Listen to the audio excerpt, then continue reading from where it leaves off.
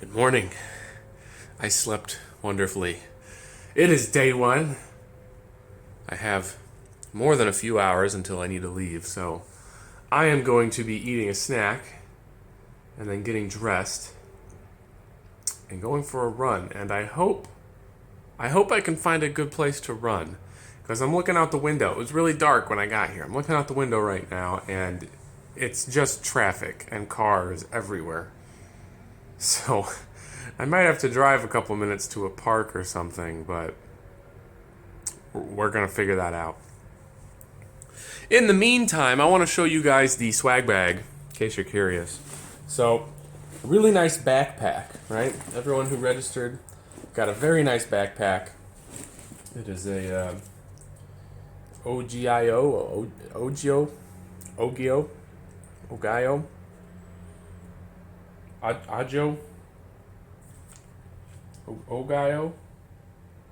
Agio. It's very nice.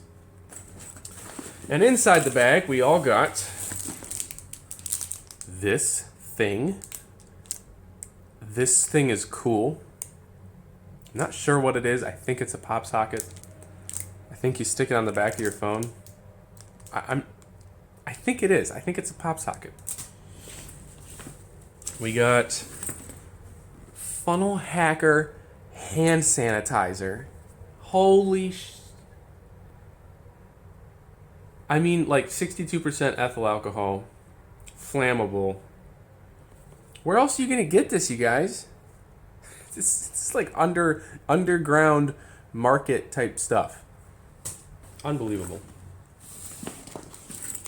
We got a Nashville Funnel Hacking Live pin. It looks like a guitar. Neato. I'll put that on my denim jacket when I get home.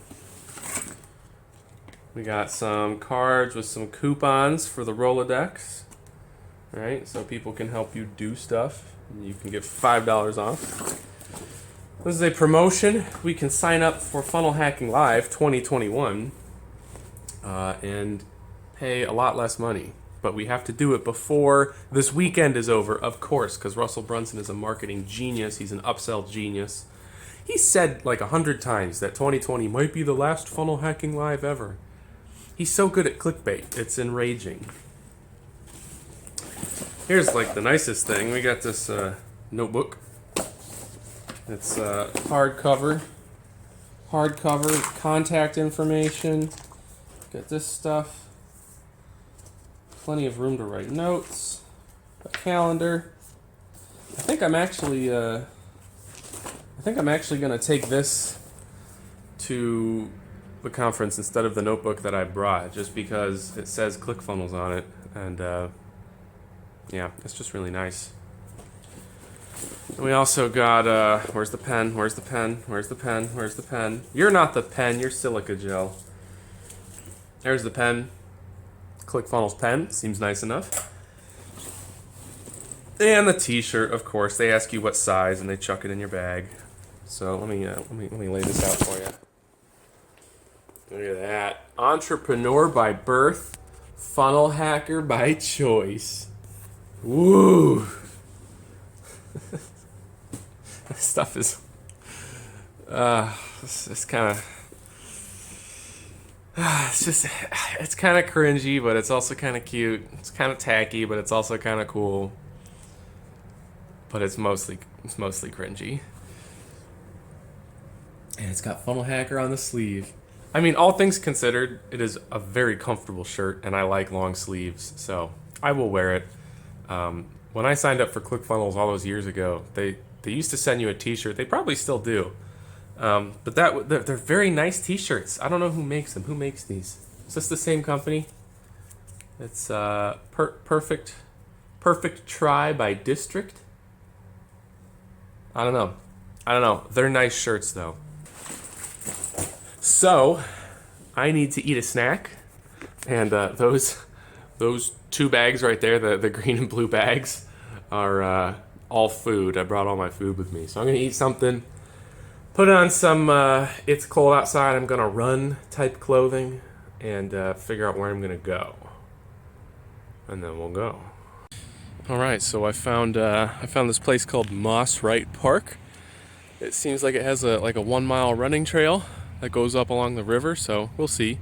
But it's got this old plantation house, and then down there is like an old frontier fort, which is kind of cool. The visitor center is here.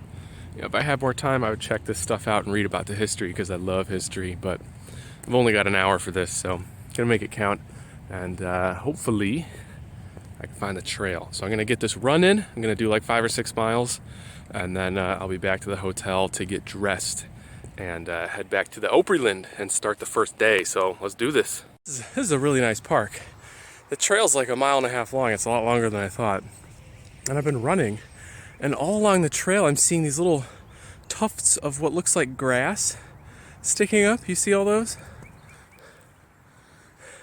And I keep running, and I love onions and chives and scallions.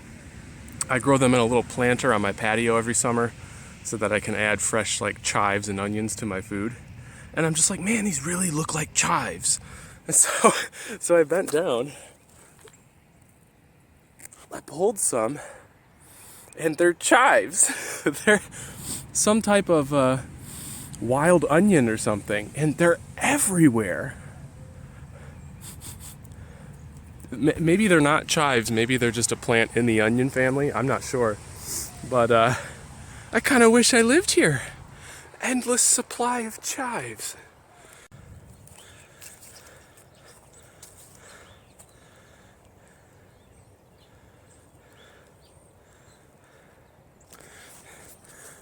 Wow, look at this. Look at this. Oh my gosh, this must be the family graveyard for that plantation house. Nancy Vanderville, wife of William Jackson, born 1827, died 1886. Wow. Almost 2 decades after the Civil War.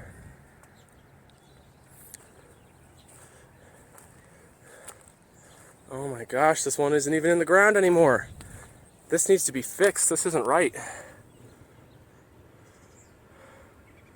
Someone could just come steal these. Yeah, look at that. It used to be right there. There's the bottom half. That is a shame.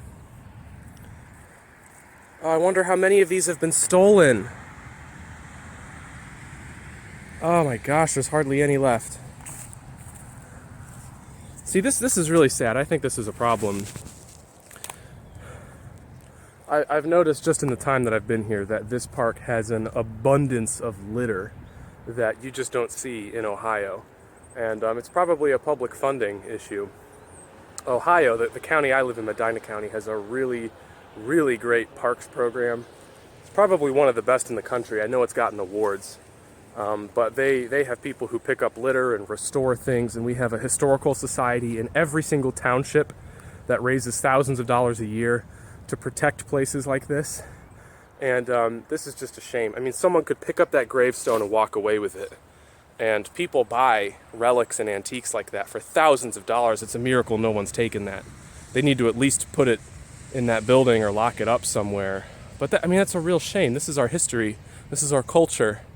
And, you know, we have a beautiful dog park over there, nice and clean with all kinds of expensive equipment and really nice baseball fields. But this over here, the people who, I mean, with the exception of the Native Americans, of course, the people who cultivated this land and secured it for the United States government and made it what it is, they're buried here. And people are breaking and stealing their tombstones. That just feels wrong to me. It's a real shame. I think people have their priorities wrong a little bit. Maybe it's just perspective, right? A lot of people go through school and they don't have a good history teacher, and they're never taught why they should care about history. They're not taught its relevance, and you know, they don't realize how, through the butterfly effect, right, the transitive property, everything that happened in the past is important to you. I have ancestors who fought in the Civil War for the South, unfortunately. And I have ancestors who fought in the American Revolution and almost every single war all the way back to the Revolution. And I have ancestors who held public office in the South and Georgia. And Virginia, one of my distant ancestors was Robert Morris. He signed the Declaration of Independence and the Constitution. And I see the relevance, right? The world is the way it is because of what happened in the past. And if you don't understand the past, you're going to miss out on all the lessons and repeat all the mistakes that people before you have made. It's probably always been an issue. I think a lot of people, they don't have the ability to see the larger picture and look at the context of history and understand why it matters. So I think we're doomed to continue repeating our mistakes, but maybe one day someone can really make them care. Look at all those chives. Oh my God. Oh, it's just a prairie of chives. Bowen Plantation House, 1787. Look at that. This was built about a decade after the American Revolution. Can you imagine living out here? You're out in Frontier, Tennessee. No roads, no power lines.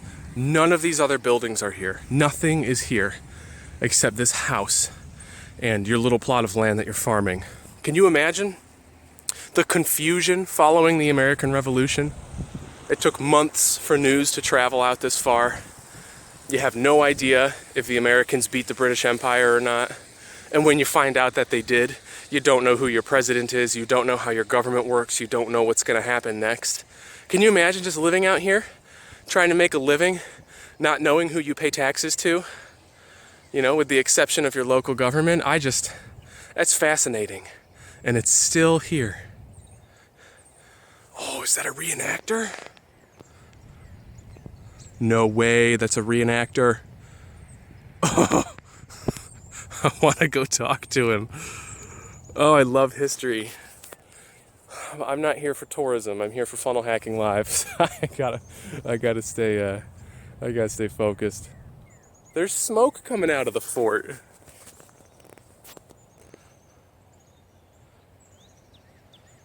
Look at that, there's smoke. Someone's in there with a fire. How cool is that? That fort's probably a replica. Anything built out of wood that's that old isn't going to stand the test of time, so it's probably a replica. Although, in a park just a mile down the road from my house back in Ohio, we have a pioneer house that's like partially rebuilt. Parts of it had to be fixed with new materials, but most of it is still the old pioneer house from 1700s, which is kind of cool. You can't go inside though because it's not safe. I can't help myself. Historic Manskers Station, a 1779 frontier fort. Played a critical role in protecting the area's first settlers from Indian attacks. Frequent attacks left early settlers in a state of constant vulnerability, but Manskers Fort came to be regarded as one of the safest in the Cumberland River area. Reconstruction was done in 1986. Much of the original structure was actually built and raised in the same manner, so that's pretty cool. Yeah, so it's like an exact replica.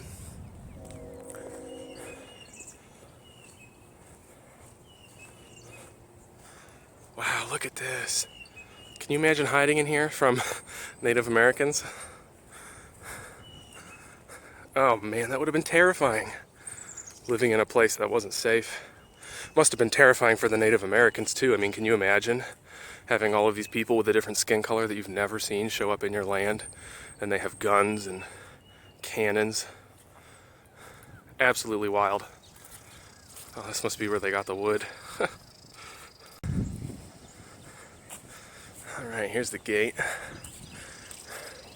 Tickets required for tour. Oh, darn. Look at how cool this is.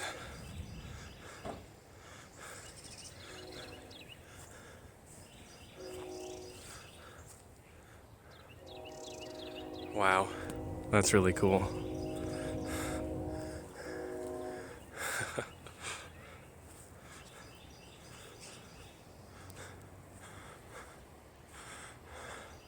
Look at that, some type of wattle and daub using... I wonder if they used modern concrete or if they mixed it themselves. It looks like they could have mixed it themselves. And those are gun ports. You can stick a musket out there. That is cool. Well, we don't have time for a tour. I'd love to go in there and talk to that guy, but I need to be back at the hotel in 10 minutes to shower and get dressed. So, if we have time later, maybe we'll come back. You guys are probably watching this like, I am watching your vlog for Funnel Hacking Live. I didn't want to learn about Frontier America. And I understand, but you really should at some point because it's fascinating. Literally every culture, every group of people that's ever lived on this planet, they all have incredible histories and stories. And gosh, it doesn't matter if I'm reading about the Middle East or China, Native Americans, Europe, all of these stories about people and the things they've done and how difficult it was and how awful history has been. But the human spirit prevails. It just tugs my heartstrings, man. History's so cool. Oh, hey, how do I look? Do I look good?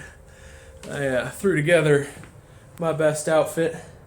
Got some nice shoes, nice shirt, comfortable sweater, got my name tag, my wristband. I used a little too much hair gel, so I kind of look like Donald Trump Jr. right now. But, once the gel starts to dry, I'll kind of crack it and loosen it up a little bit, and it'll be fine. I won't look like I have such a giant forehead, which I do. It's the risk I take when I use hair product. But I've got my bag packed here with everything I need in it, and I have triple checked everything, so I think I'm ready to go. And I'm gonna hop in the car and head out to the Opryland. Alrighty, I found the parking lot. There's a parking lot. This place is huge. I knew nothing about this, but the Opry House is there, Madame Tussauds is over there, and then this is the Opry Mills Mall. It's just a huge shopping mall. There's a Fin Feather Fur, Cabela's, what's it called? There's a place like that, I forget the name. It's huge. But there's this giant parking lot, so I can actually park back here, and the Opryland Hotel and Convention Center is right there.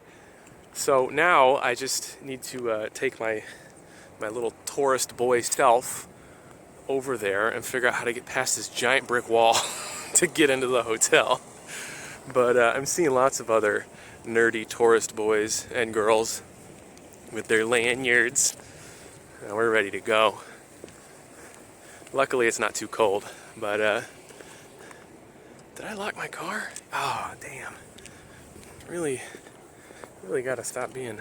Okay, yeah, we're locked. Okay, all right. Oh, look, fellow funnel hackers. I still think it's tacky, funnel hacking. But it's a great software. I love ClickFunnels. And Russell Brunson is a genius when it comes to marketing, so gotta pay dues. All right, I'm gonna head inside. We'll catch up when we're inside.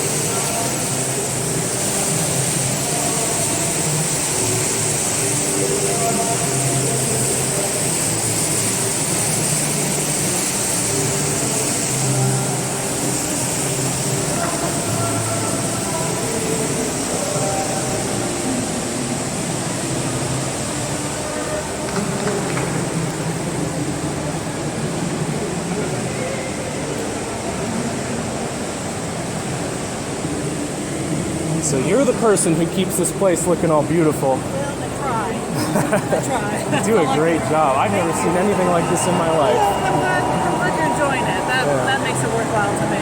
Yeah, it's gorgeous in here. Good. Yeah, better than like being outside. Yeah.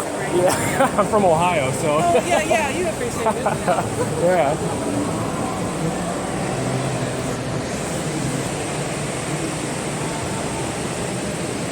Whew. All right, so I hope you guys have been enjoying the imagery because this place is just incredible. I've never seen anything like it. I have to say it again. I was here last night. It was dark, and it has its own mystique when it's dark. It has a really special atmosphere, but when it's bright, you can see the whole place, and it's just crazy. I mean, look at this. All of these plants are real. There's an army of gardeners here.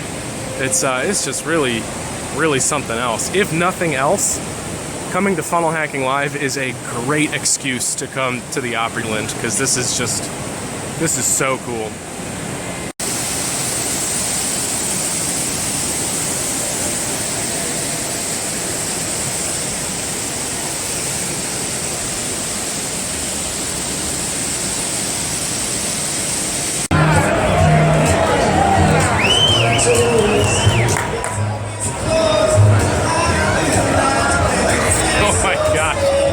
This is a madhouse. Well, that's cool.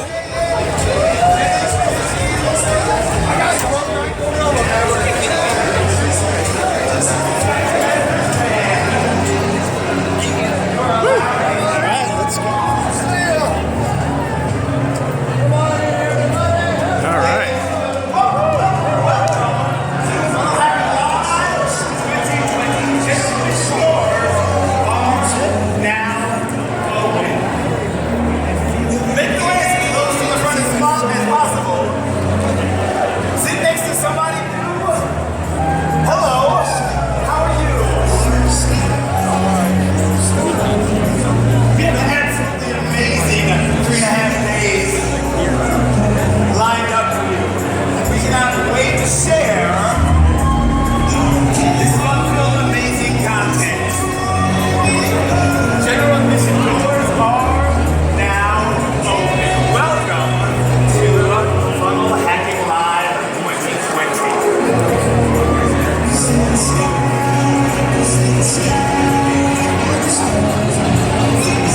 Lots of seats in here, Scott. There's an aisle. Here.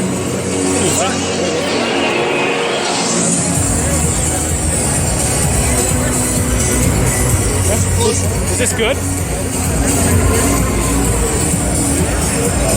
This is incredible. Yeah. These are pretty good seats, too. Bring them from right outside the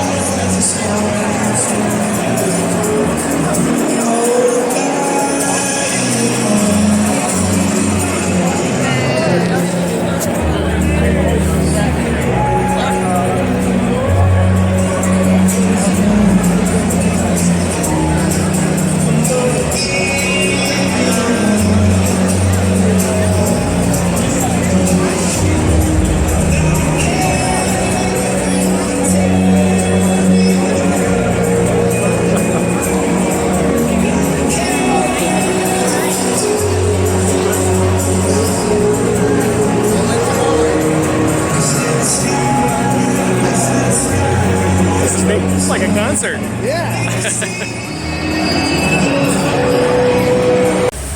So as I expected, we were asked not to record any of the big presentations, so I respected their wishes and didn't, but we just got out. It's 6 p.m. We're out for our dinner break, and we had a couple presentations from Russell Brunson, presentation from Ryan Holiday, Jermaine Griggs, Catherine Jones, a bunch of really, really awesome people, and day one so far has been pretty amazing. Lots of basic foundational stuff, things you know, information I'm well acquainted with because I've been using ClickFunnels for 3 years. I've been in the coaching business for even longer. But it's very motivational. It's a good refresher, and it's just really powerful being in a room with this many like-minded people. So I'm gonna find something to eat and get ready to head back up there in about 90 minutes. So maybe I'll get some more footage of this place at night because it's incredible. I literally feel like I'm outside.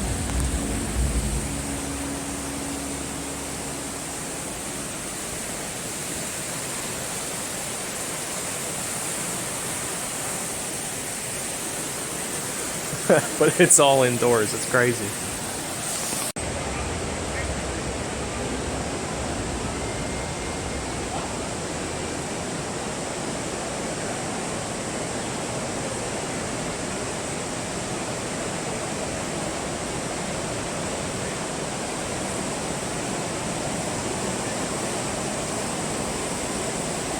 Oh, hello.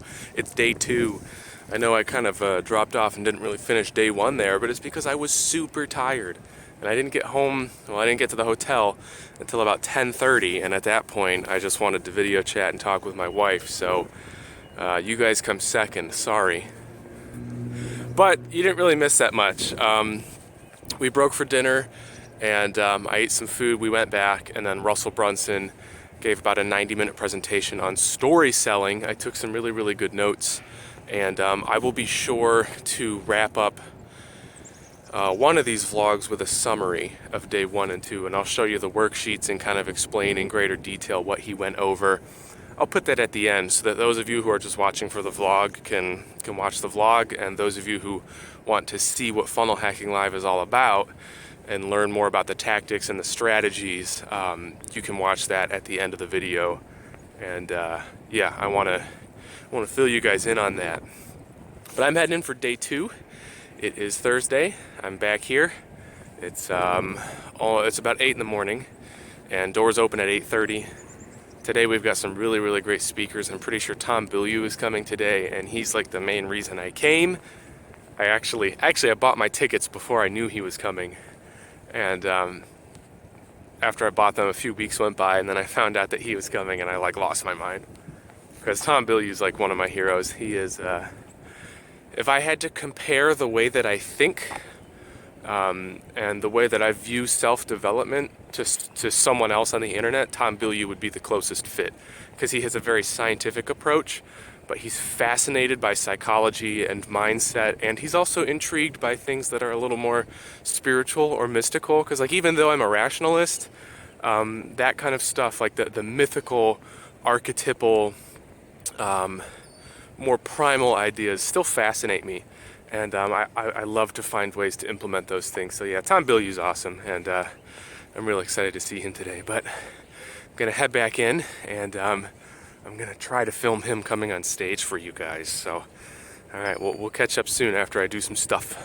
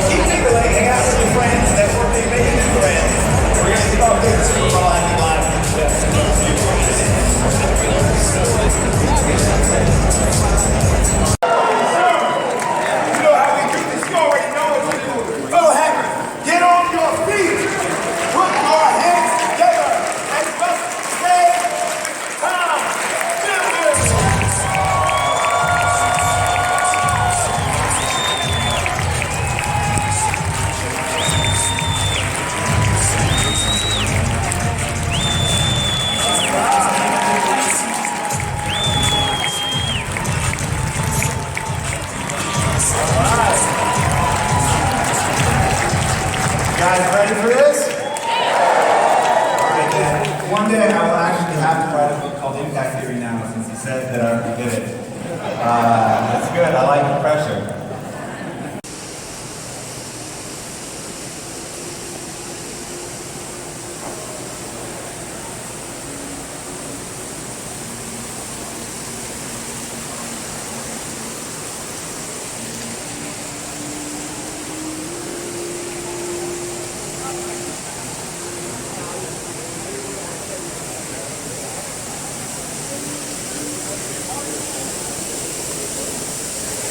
to the room.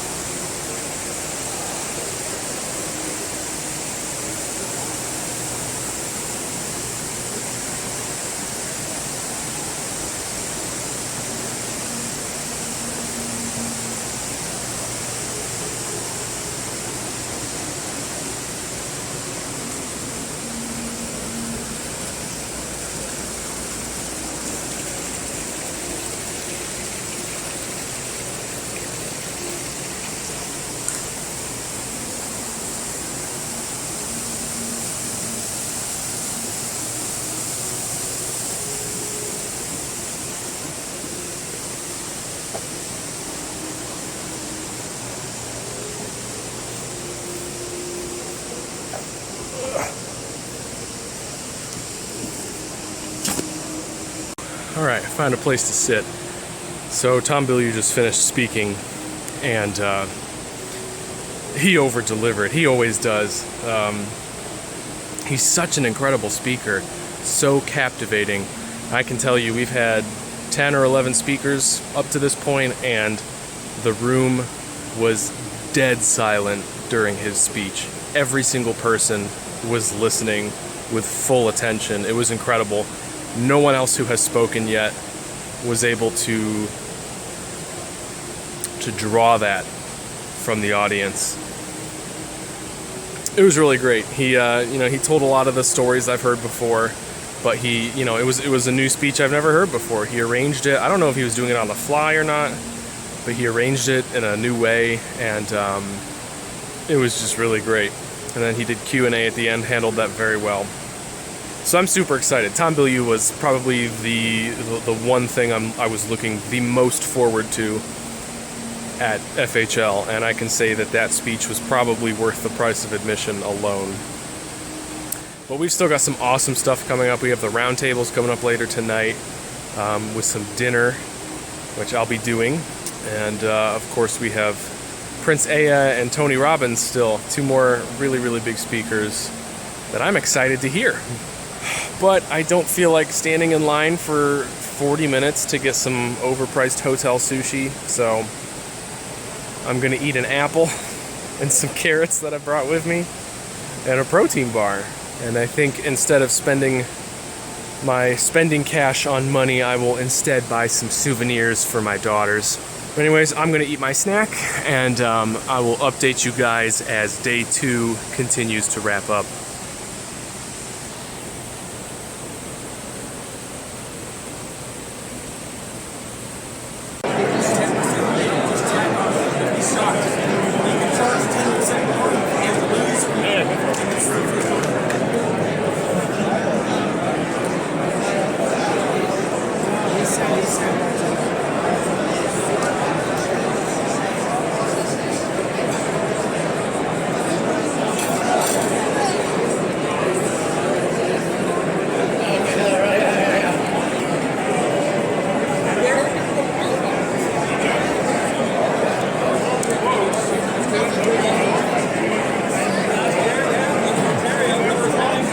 So that wraps up day 2.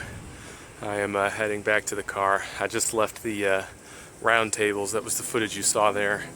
Unfortunately, it was really, really loud, and unless you were very close to the person who was speaking, you couldn't really hear anything. So that's an issue that they definitely need to work on addressing, but overall day 2 was awesome. I'm exhausted, and I'm gonna head back to the hotel.